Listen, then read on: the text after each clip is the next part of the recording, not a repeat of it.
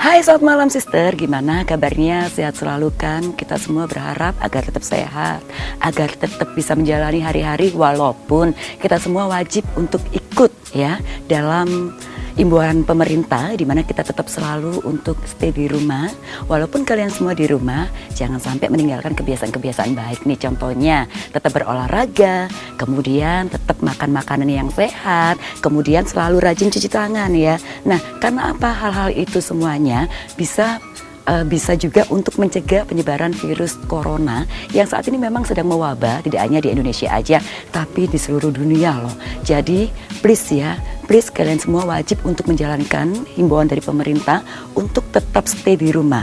Biarkan kita aja ya yang akan memberikan informasi terbaik buat kalian semua yang ada di rumah.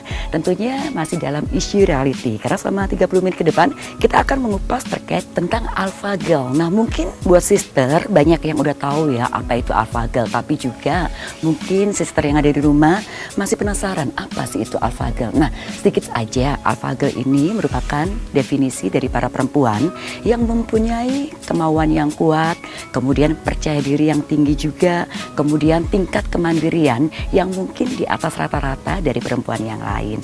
Dan kali ini agak berbeda sih, karena biasanya di samping aku sudah ada narasumber, tapi karena pemerintah tidak hanya Indonesia aja tapi semuanya ya memberikan instruksi stay di rumah. Nah, narasumbernya juga ada di rumah ini ya. Kali ini aku sendiri aja nggak apa-apa, tapi aku sudah hadirkan narasumbernya jauh dari Makassar. Nanti kita akan lewat video call ya dengan Dila ini. Nah, coba aku akan mulai untuk video call dengan dia. Aku akan coba untuk bisa langsung tersambung dengan dia juga. Coba ya, apakah sudah bisa? Coba, kayaknya sudah bisa. Halo Dila. Halo. Ya, halo. Nah, udah bisa nih sister nih. Nah, jadi kan memang tema kita hari ini terkait tentang AlphaGirl ya Dila ya. Ya? Ya. Oke. Nah, kali ini sister, aku sudah hadir nih, ada Siti Faudila Al-Humaira. Betul Dila? Kita panggil aja dengan sebutan Dila ya. Panggil aja dengan sebutan Dila, tapi bukan jangan sebutan bunga ya. Nah, kali ini sudah ada Dila nih, Dil. Kita akan membahas terkait tentang AlphaGirl ya. AlphaGirl itu kita ketahui bahwasanya perempuan punya semangat yang kuat, punya kemauan yang tinggi ya kan, punya level kemandirian juga yang tinggi, begitu Dila. Nah, kalau Dila sendiri sebelum kita akan membahas terkait tentang AlphaGirl, mungkin bisa diperkenalkan kepada sister yang ada di rumah. Dila kesibukannya ini apa aja? Jauh-jauh ya narasumber kita dari Makassar. Silakan Dil. Oke, makasih semuanya. Untuk saat ini sih kesibukan saya, pekerjaan profesional saya itu sebagai salah satu project officer di salah satu NGO tentang perlindungan anak. Jadi pekerjaan saya memang banyak bekerja dengan isu perlindungan anak di Makassar, dan juga dulu saya sempat ada di Sumatera. Tapi selain bekerja profesional sebagai project officer, saya juga banyak terlibat aktif untuk kegiatan kayak semacam volunteer, gitu, kegiatan social project, di mana saya juga mengembangkan program-program untuk pemberdayaan perempuan dan juga pemberdayaan untuk para pemuda, kayak gitu. Jadi pemberdayaan perempuan, kemudian pemberdayaan para pemuda juga. Nah, kemudian aksi-aksi sosialnya ataupun kegiatannya meliputi apa aja nih Dila? Nah, kalau misalnya terkait tentang kegiatan sosial tadi yang volunteer, saya justru dimulai dari pernah ikut sebagai salah satu volunteer untuk community development itu di Kalimantan Selatan, di mana saya di situ berkegiatan 3 minggu di suatu desa untuk membantu warga desa bisa lebih berdaya ataupun lebih punya program-program yang mendukung seperti kebersihan, seperti itu. Lalu setelah itu saya berusaha dengan teman-teman untuk mengembangkan semacam platform untuk anak-anak muda terkoneksikan Indonesia dan Australia. Pada saat itu kita membangun platform itu dan mengadakan kegiatan namanya satellite event, yaitu serentak di 12 provinsi di Indonesia.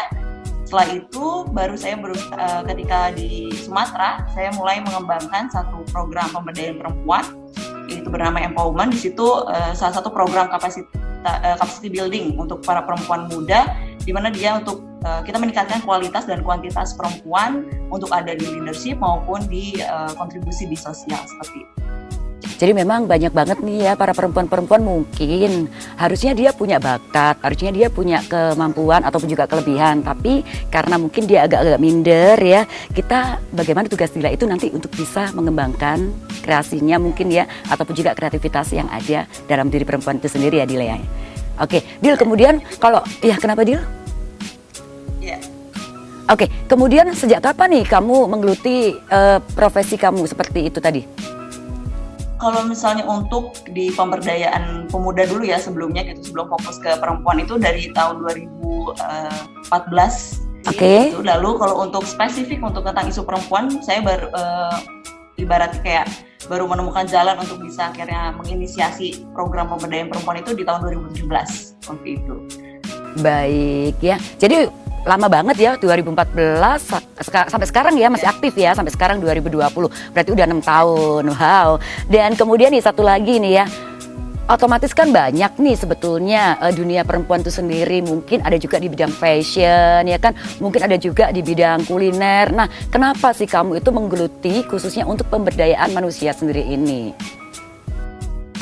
Ketertarikan saya melihat bahwa potensi perempuan itu sebenarnya di lingkup sosial ya, itu juga banyak karena selama ini kita selalu melihat kayak orang berprestasi itu harus orang yang misalnya kayak juara sesuatu atau dia punya tingkatan prestasi yang kesannya kayak piala ataupun sesuatu yang bersifat material gitu, padahal yang namanya kontribusi orang tidak selalu bisa dinilai material. Dan saya melihat bahwa justru peran perempuan di bidang sosial di masyarakat itu bukan dinilai dari seberapa material yang bisa dia berikan, tapi seberapa berkontributif apa yang dia lakukan. Sesederhana untuk membantu orang di sekitarnya, bahkan hanya ngebantu 1-2 orang di hidupnya aja, itu sebenarnya salah satu bentuk kontribusi besar dari para perempuan itu sendiri.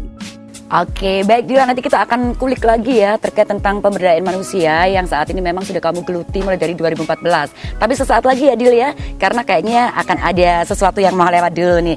Nah, untuk sister mungkin yang saat ini pengen makan, pengen ngemil, gak apa-apa, aku kasih kesempatan dulu ya, karena sesaat lagi Sisa akan segera kembali tentunya masih di Isu Reality.